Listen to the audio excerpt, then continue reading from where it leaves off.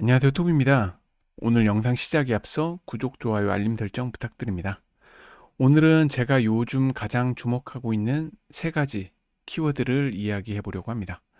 그 키워드는 이더리움, RWA, 그리고 클래리티 법안입니다. 이 세 개가 지금 딱 하나의 흐름에 연결되었다고 저는 생각을 합니다. 뉴스랑 데이터 기반으로 차근차근 풀어드릴 테니 한번 끝까지 봐주시고, 이 흐름에서 가장 중요한 건 개인적으로 이더리움이라고 생각을 합니다. 그리고 미리 말씀드리지만 이건 제 개인적인 분석일 뿐이지 투자 권유가 아님을 말씀드립니다. 먼저 클래리티 법안이 지금 어디까지 왔는지 정리해 봐야 할 것 같습니다. 올해 5월 디지털 자산시장 구조 법안인 클래리티 액트에 타협안이 조율됐습니다. 핵심은 스테이블 코인 이자 문제였습니다. 스테이블 코인 단순 보유 이자는 금지하되 활동 기반 보상은 허용하는 우회로로 설계가 됐습니다. 이게 정말 중요한 포인트가 됩니다. 코인베이스 CEO랑 서클 같은 업계가 즉각 지지하면서 상원 금융위에서 15대 9로 가결이 됐습니다. 다만 아직 상원 본회의 표결이랑 대통령 서명이 아직 남아 있습니다. 완전히 끝난 건 아니기 때문에 이 점은 기억해 두셨으면 좋겠습니다. 그럼 이 법안에서 가장 치열했던 싸움이 뭐였냐? 바로 스테이블 코인 이자였습니다. 은행 쪽은 USDC나 USDT에 이자를 주면 예금이 다 빠져나간다고 강하게 반대했습니다. 실제로 이자 금지 조항이 유출됐을 때 서클 주가가 하루에 20% 폭락했었습니다. 그런데 타협점이 나왔습니다. 핵심은 이겁니다.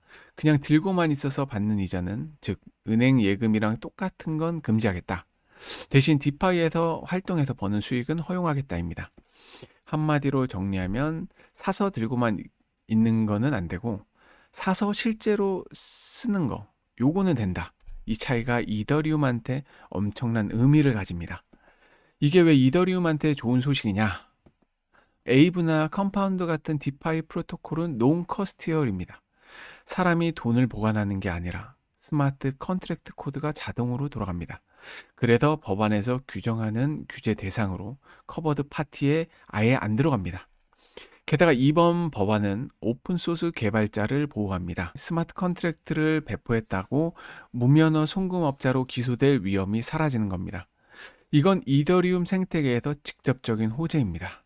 그래서 요즘 디파이 관련 코인들이 조금씩 움직이기 시작하는 게 보일 겁니다. 이게 다 이유가 있는 겁니다. 이더리움 자체에도 큰 변화가 있었습니다. 클래리티 법안은 비트코인이랑 이더리움을 디지털 원자재로 분리했습니다.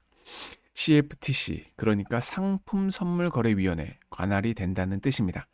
지금까지는 이더리움이 증권인지 원자재인지 애매해서 기관들이 들어오기 부담스러웠습니다. 이 불확실성이 사라지면 연기금이나 보험사 같은 기관들이 이더리움을 포트폴리오에 담을 법적 근거가 생깁니다. CFTC 관할은 기관이 마음 놓고 살 수 있는 자산이라는 뜻입니다. 이제 RWA 얘기로 넘어가야 합니다. RWA는 실물자산 토큰화입니다.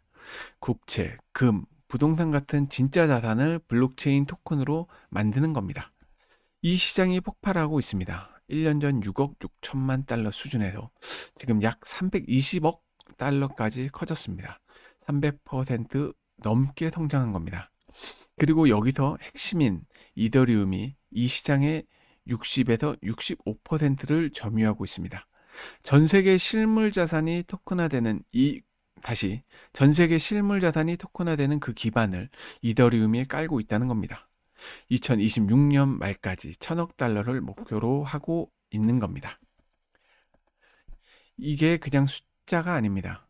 세계 최대 자산 운용사인 블랙록이 직접 운용하고 있습니다. 블랙록의 비들 펀드가 이더리움에서 발행됐고 규모가 약 25억 달러입니다. 단기 미국 국채에 투자하면서 수익을 토큰 보유자에게 매일 나눠줍니다. 더 놀라운 건 블랙록이 이 비들을 유니스왑에 직접 연결했다는 겁니다. 기관 자본이랑 디파이가 만나는 가장 분명한 장면입니다. JP모건도 이더리움에서 토크나 머니마켓 펀드를 출시했습니다. 블랙록은 이더리움을 톨로드, 그러니까 통행료받는 고속도로라고 표현했습니다. 모두가 이 길을 지나간다는 뜻입니다. 그럼 이 성장이 얼마나 갈까요? 주요 기관들 전망을 보면 입이 딱 벌어집니다.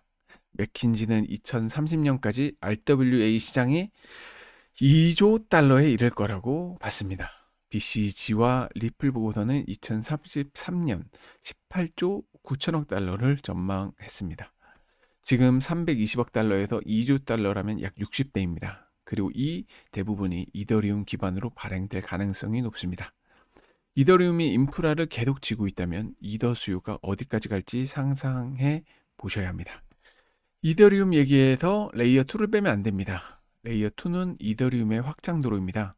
아비트럼이 169억 달러, 베이스가 107억 달러의 자금을 묶어두고 있습니다. 전체 레이어 2, TVL은 450억 달러에 달하고 있습니다.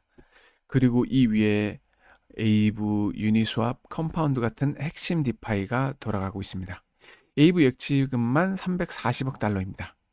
클래리티 법안으로 디파이가 보호받으면 이 레이어 2 생태계 전체가 수혜를 받는 구조입니다.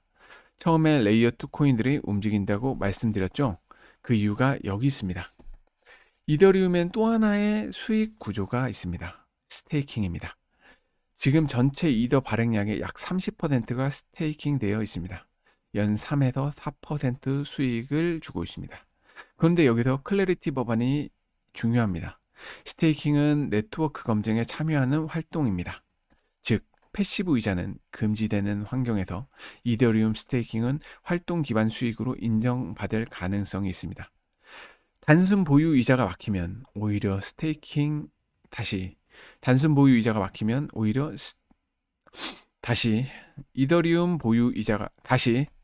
단순 보유 이자가 막히면 오히려 이더리움 스테이킹의 상대적 매력이 올라가는 구조인 겁니다. 지금까지 얘기한 걸 하나의 흐름으로 연결해 보겠습니다.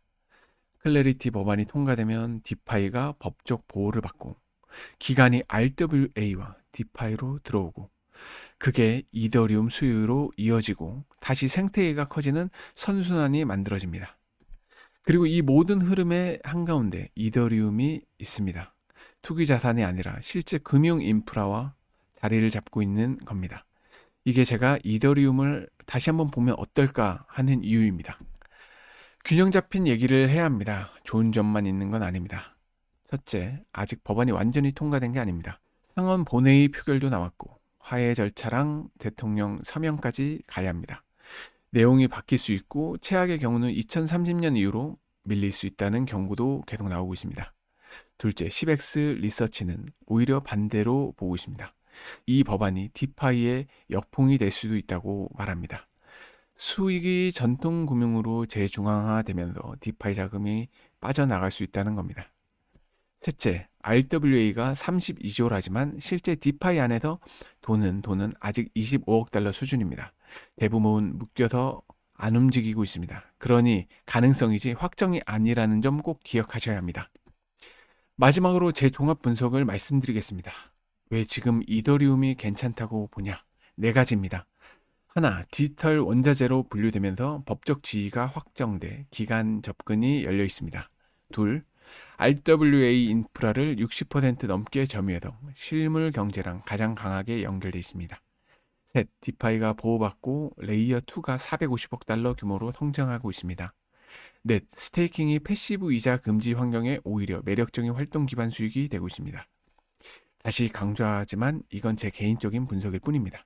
법안도 아직 통과 전이고 시장은 언제든지 다르게 갈 수 있습니다. 투자 판단은 늘 본인이 직접 하셔야 합니다. 오늘 영상 끝까지 봐주셔서 감사하고 영상이 도움이 되셨다면 구독, 좋아요, 알림 설정 부탁드립니다. 이상입니다.